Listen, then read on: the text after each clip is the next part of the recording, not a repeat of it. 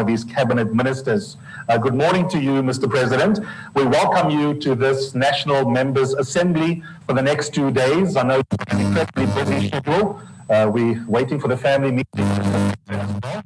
But first up, we welcome you to this particular gathering, and it is a delight to have the President be part of this meeting, and I look forward to his remarks as well. If technology, of course, will hold, if the feed is working, then we will hear from the President. I'll just...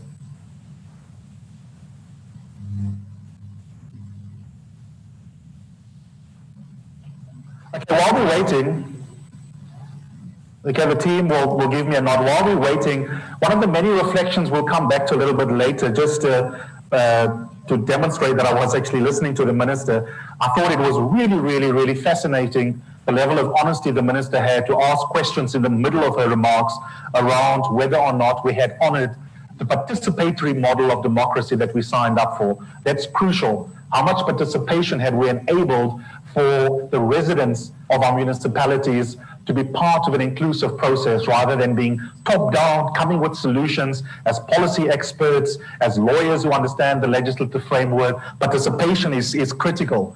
And then she asked about accountability and whether or not we had done right by South Africans, those who are in positions of authority within the cities, to make sure that there is the requisite levels of accountability.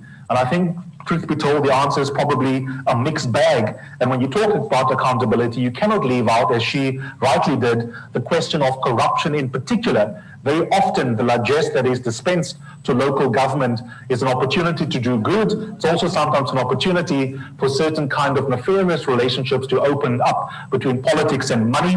I thought it was really interesting hearing the Minister talking about the importance of us also asking some important, tough questions around corruption and whether or not that had been dealt with adequately. So those are just some of the questions which very often those of us as analysts, as journalists, as writers, as commentators throw at the politicians.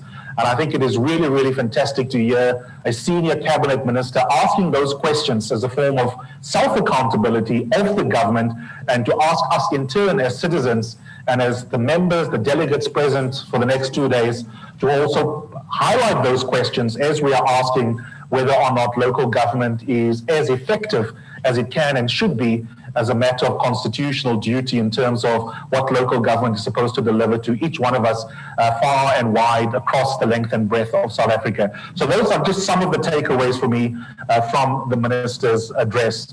I'm going to ask you to, wherever you are watching from, to just be a little bit patient. These things happen. And hopefully within the next minute or two, we will have that feedback. We did see the President just a minute ago. So we know that the President is present. Don't worry, he hasn't run away. As soon as, why are some of you laughing? I'm not subtweeting anyone. As soon as we have the President ready, we will in fact hear from him. In fact, the President is laughing. I don't know whether he is ascribing thoughts to me that I wasn't having. Good morning to you, Mr. President. It's always an honor to speak to you and engage you. This morning I'm not going to engage you, but it is an absolute pleasure to welcome you to this space, and the floor virtually is all yours. Thank you so much for your patience. We really appreciate it. Well, thank you very much, Program Director. It's always a pleasure to listen to you and the way in which you analyze issues and matters. Minister of Cooperative Governance and Traditional Affairs, Dr.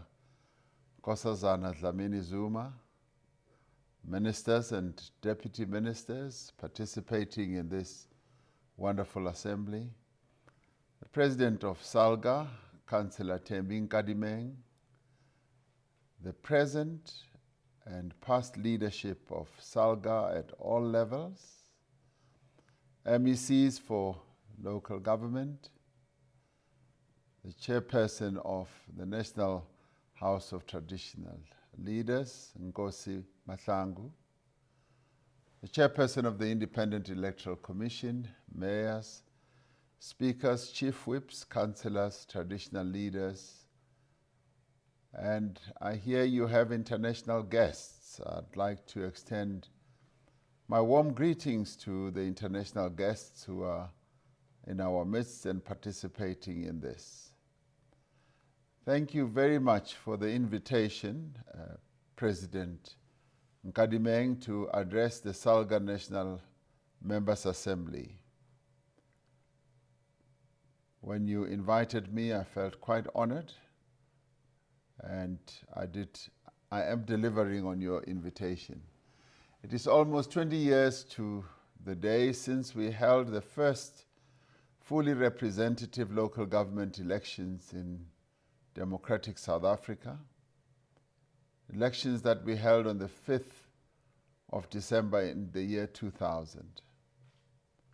Since then, the mission of local government has been, in the words of our Constitution, to improve the quality of life of all citizens and free the potential of each person.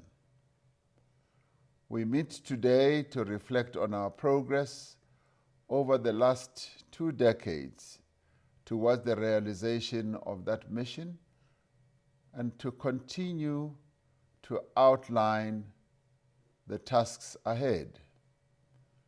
We are doing so in the midst of a profound crisis that's been brought about by the global coronavirus pandemic. This crisis has had a devastating impact on human health, on our economy, on livelihoods, on businesses, and indeed on the service delivery that you are all supposed to provide to our people. COVID-19 has been a setback for all spheres of governance, and the great task before us is not only to regain lost ground and momentum, but to rebuild with added agency.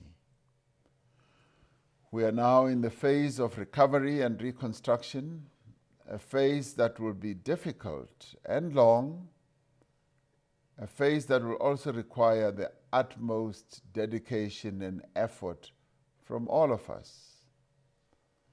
Local government is the nerve center of service delivery, but it is also the nerve center of socio-economic development and of driving our efforts to build a truly democratic, integrated, prosperous, non-sexist and non-racial society.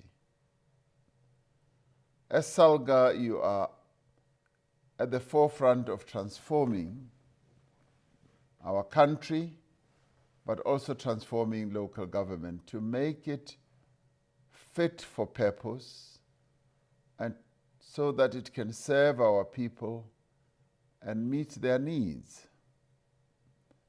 Yours is a constitutionally derived mandate to bring development and opportunities to the people of South Africa. As we mark 20 years of democratic local government, there are a number of questions that we must ask ourselves. And some of those questions are, firstly, we must ask ourselves whether local government has been effective in overcoming the injustices of the past.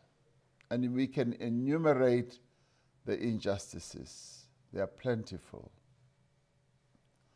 Secondly, we need to ask ourselves, what progress have we made in improving the quality of life for our citizens through our local government structures?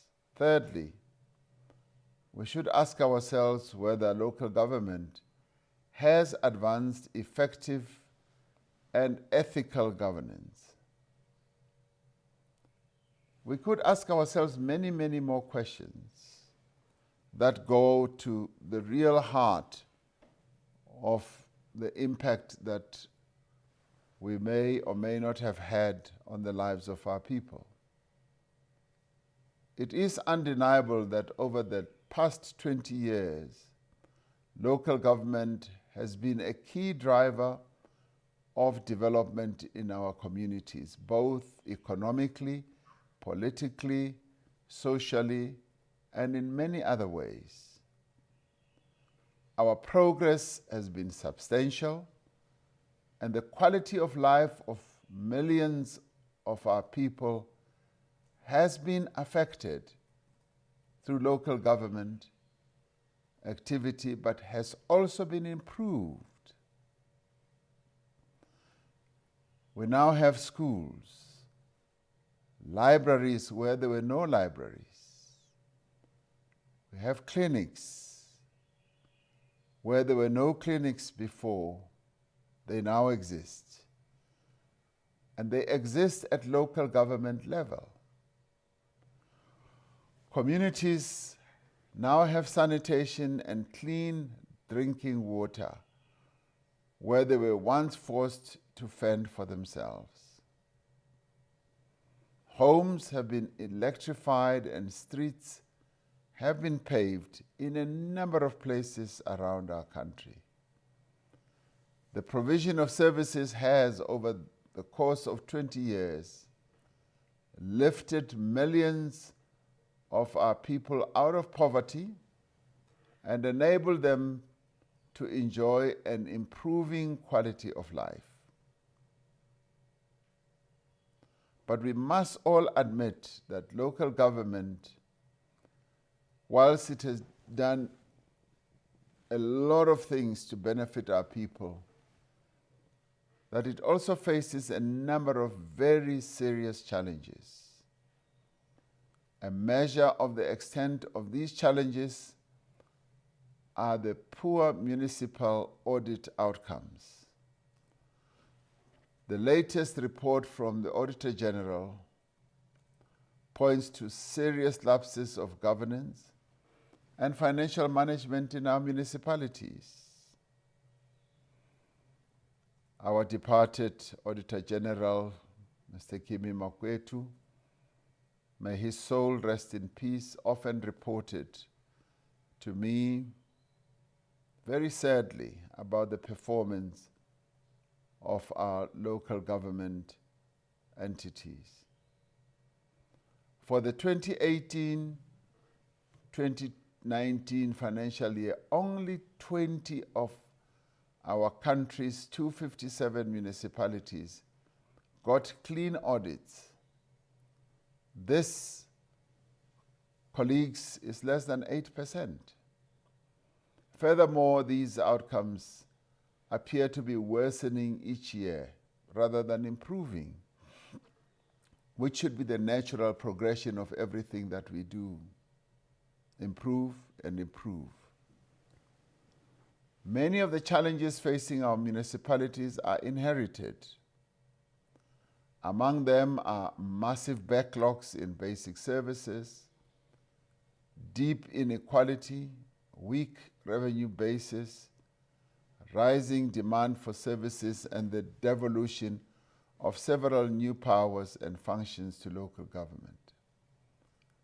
In addition to this, we currently have a situation where many municipalities are ill-equipped to take on the responsibilities expected of them. The picture we have is of vastly uneven performance. Some municipalities have acquitted themselves reasonably or even very well, and basic services are now more widely available than before. But there are others that cannot adequately perform even their basic functions, let alone carry out their developmental role. Coupled with institutional weaknesses like corruption and nepotism, many of our municipalities are facing a crisis of credibility and believability by our people. We cannot allow the widespread governance failures in municipalities to continue. We cannot have municipalities that are so dysfunctional that people feel they must resort to violence to be heard. We simply cannot afford local government to fail. Because when local government fails, provincial government fails, and ultimately national government fails. It is too important to our people and their lives, to our developmental objectives, and to the very future of this country. In August 2019, Cabinet approved the district development model to address weaknesses in service delivery, but to also address the problem and the challenge of having just too many plans. National plan, provincial plan, local government plan, all seeking to do the same thing. But also to address the budgeting problem. But more importantly, the implementation in local government.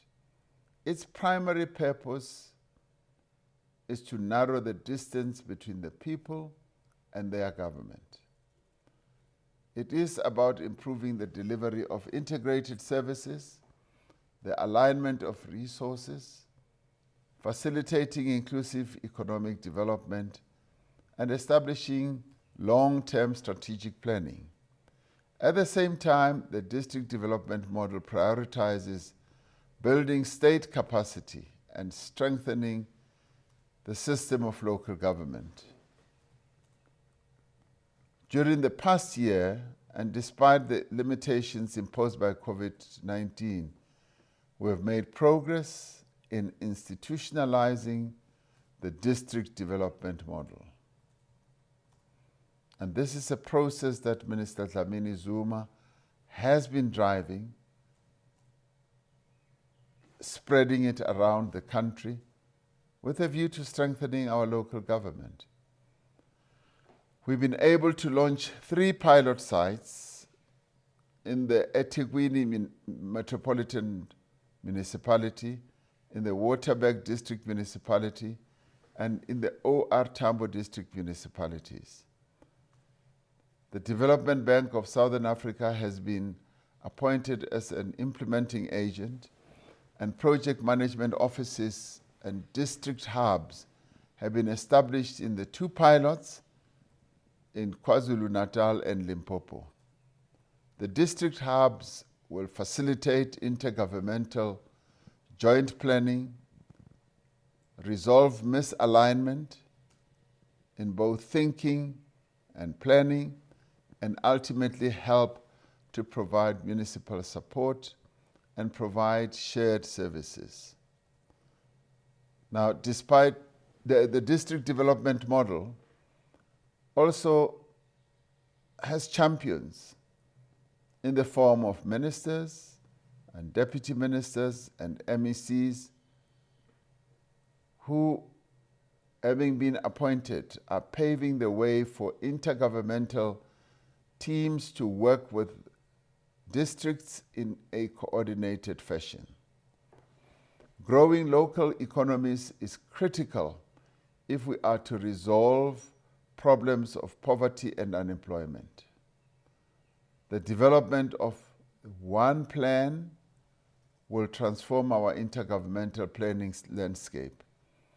As we move towards its completion and eventual adoption, we are intensifying stakeholder engagement. We are working to consolidate grants and rationalize planning instruments. The success of the DDM, as we call it, rests on greater coordination and collaboration between all spheres of government. The COVID-19 experience has demonstrated our capabilities in this regard.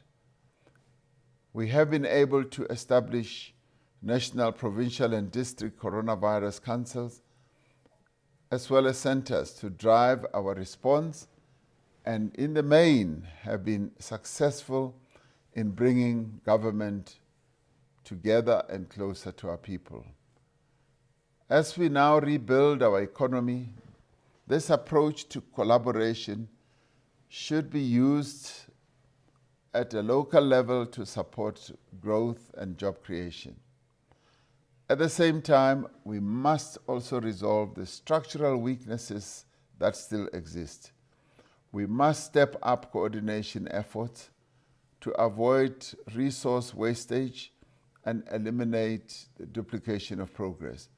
We must also ensure that all government programs address community needs and that they contribute to developmental objectives such as poverty reduction and employment creation.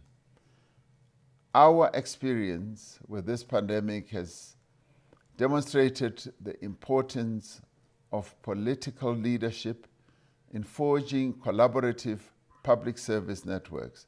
We must address constraints at municipal level that continue to contribute to weaken or result in poor performance, including capacity building and skills training.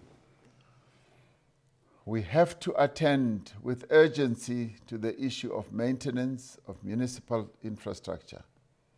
The speed and responsiveness of national government to COVID-19 shows that this certainly can be done where possible.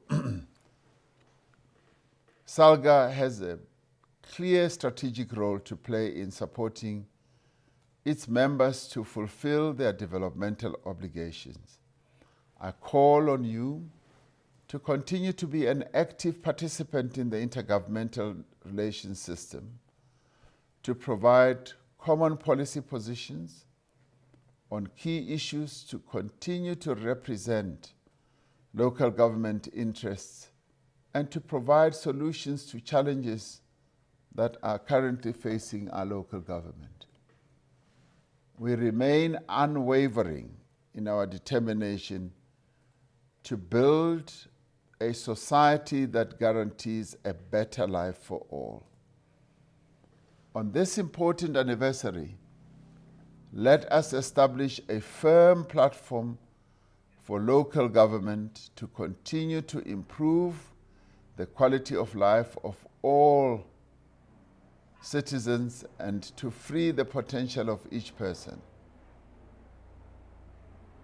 President of SALGA and your other officials and leaders, I wish you a productive National Members Assembly. And thank you very much for giving me this opportunity of being in your presence, albeit virtually. I wish that the next few days should be really productive. Thank you very much.